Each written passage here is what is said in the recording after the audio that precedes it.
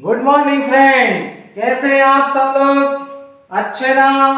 आज हम आपको लेकर आए हैं कारक, और कारक में हम आज पढ़ेंगे पंचमी विभक्ति अपादान कारक।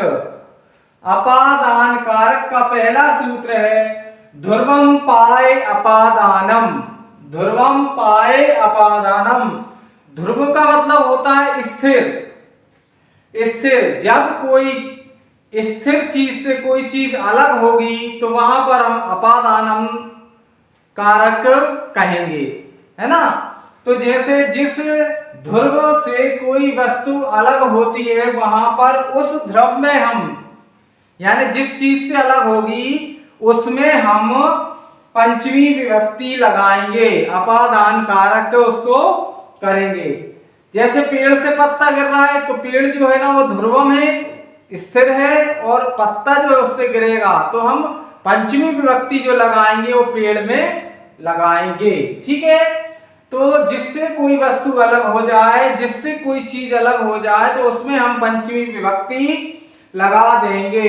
तो ध्रुवम पाए अपादानम में कोई चीज किसी से अलग होगी तो हम उसमें पंचमी विभक्ति लगा देंगे। एक और सूत्र है अपादाने पंचमी। इसका मतलब यह है कि जब कोई चीज अलग होगी या अपादानम संज्ञा होगी तो हम पंचमी विभक्ति लगा देंगे। अपादानम में भी पंचमी विभक्ति लगा देंगे।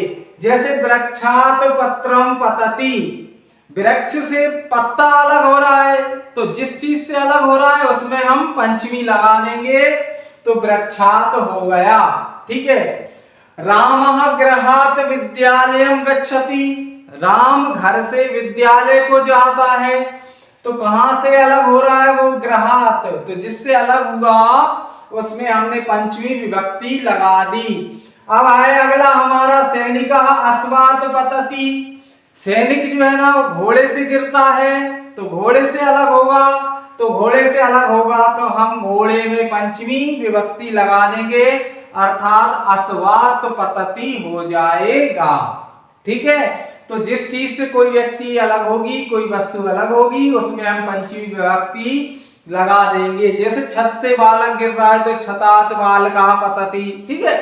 अब आगे देखिए तीसरा सूत्र है हमारा भीत्रा अर्थानाम भय हेतु, यानी डर, भय के लिए, डर के लिए भी अर्थात होता है भय और त्रा अर्थात होता है रक्षा।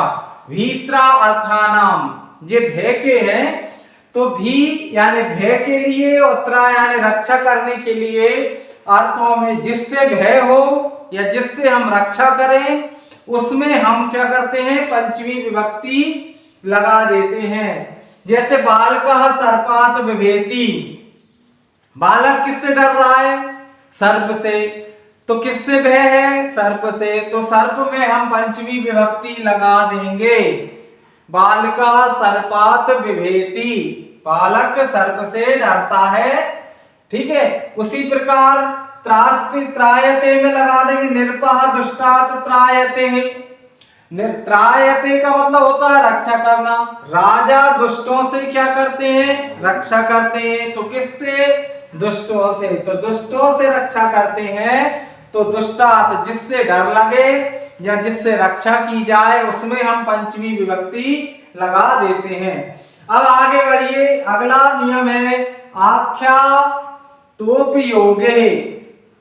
जिसमें नियम पूर्वक शिक्षा ग्रहण की जाए। नियम पूर्वक, नियम से, प्रतिदिन नियम से, जिससे नियम पूर्वक शिक्षा ग्रहण की जाए उसकी अपादानम संज्ञा होगी, अर्थात उसमें भी पंचमी विभक्ति हम लोग लगाएंगे। जैसे अयम गुरु संस्कृतम पठामि, हम गुरु से संस्कृत पढ़ते हैं, मैं गुरु से संस्कृत पढ़ता हूं तो गुरु में पंचमी विभक्ति हो गई। बालकः शिक्षक शिक्षकात् शास्त्रम पठति, तो बालक शिक्षक से, किससे? शिक्षक से। तो हमने शिक्षक में पंचमी विभक्ति लगा दी, बालक शिक्षक से शास्त्र पढ़ता है। तो इसमें क्या करना है? जिससे हम नियम पूर्वक शिक्षा प्राप्त करें उसमें हम पंचमी विभक्ति लगा देंगे। अगला नियम है जनीकर्तु प्रकृति, इसका मतलब होता है जनि मतलब उत्पन्न होना, कर्तु यानी करने वाला। ठीक है, जहां से उत्पन्न हो उसमें पंचमी विभक्ति का प्रयोग कर देते हैं। कोई चीज जहां से उत्पन्न होगी तो उसमें हम पंचमी विभक्ति लगा देंगे। जैसे ब्रह्मणः प्रजा प्रजायन्ते, है ना, ब्रह्मा जी से क्या है, संतान उत्पन्न होती है, प्रजा उत्पन्न होती है। तो ब्रह्मा जी से हुई तो उसमें हमने पंचमी विभक्ति लगा दी।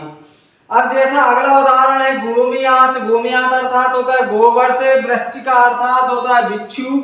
जायते, गोबर से क्या पैदा होते हैं, बिच्छू। तो जिससे पैदा हुए उसमें हमने पंचमी विभक्ति लगा दी। कामात क्रोधः जायते, काम से क्रोध होता है।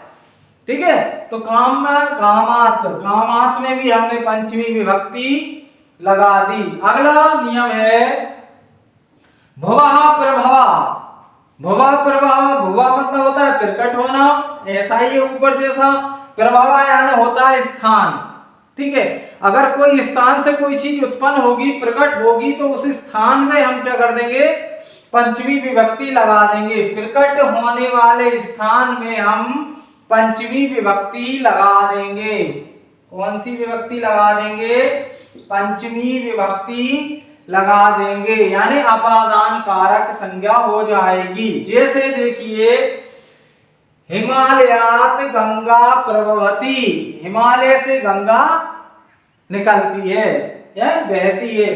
तो यहाँ पर क्या होगा, हिमालय स्थान है, तो स्थान में हमने क्या कर दी, पंचमी विभक्ति लगा दी। एक और उदाहरण है नदी का, कश्मीरात वितस्ता नदी प्रवहती। कश्मीर से, है ना, स्थान का नाम कश्मीरात, तो कश्मीरात वितस्ता, वितस्ता नदी का नाम है और निकलती है, उत्पन्न होती है, प्रवहती। तो आपको समझ में आ गया होगा, अपादान कारक जो होता है वो जब कोई चीज किसी चीज से अलग हो जाती है तो वहां पर हम अपादानम कारक का प्रयोग करते हैं, जिसका होता है से या अलग होने के अर्थ में हम इसका अर्थ निकालते हैं, है ना। जैसे हिमालय से या पेड़ से अलग होगी तो हम पंचमी विभक्ति का प्रयोग करेंगे। तो वीडियो आपको कैसी लगी, अच्छी लग रही हो तो कृपया लाइक, शेयर और सब्सक्राइब जरूर कीजिए।